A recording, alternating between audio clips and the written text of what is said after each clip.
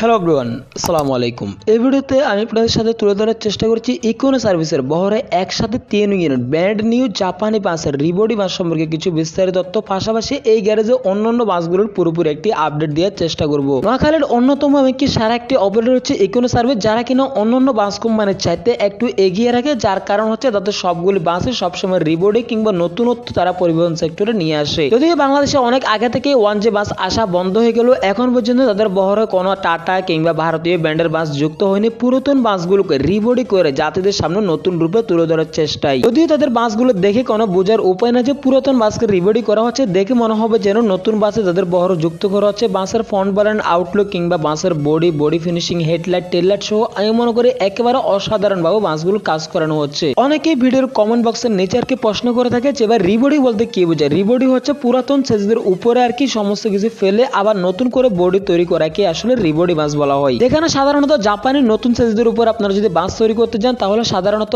80 থেকে 90 লাখ টাকার মতো খরচ হয়। যদি একটি বাসকে আপনি রিবডি করতে যান তাহলে 40 থেকে 50 লাখ টাকার মতো খরচ পড়ে। যদিও বর্তমান সময়ে বাংলাদেশের বড় বড় বাস কোম্পানিগুলো পর্যন্ত ভারতীয় আশোক লেল্যান্ডের বাসগুলো দিয়ে সার্ভিস দেয়। হাতে গোনা কয়েকটি বাস কোম্পানি রয়েছে যারা কিনা শতভাগ জাপানিজ ব্র্যান্ডের বাসগুলো দিয়ে সার্ভিস দিয়ে থাকে।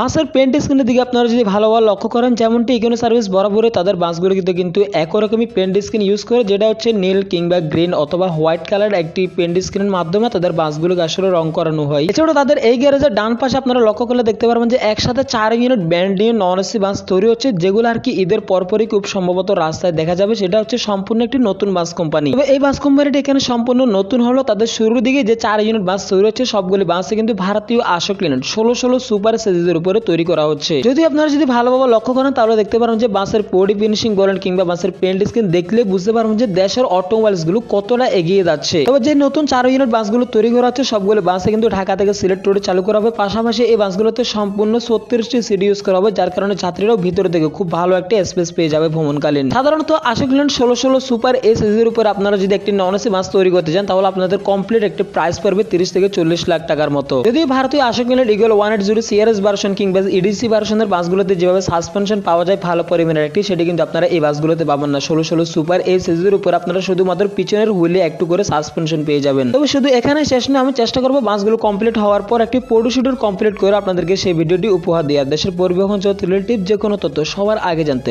অবশ্যই চ্যানেলটি সাবস্ক্রাইব করে পাশে থাকবেন। দেখা হবে নেক্সট ডে অন্য কোনো ভিডিওতে। আল্লাহ হাফিজ।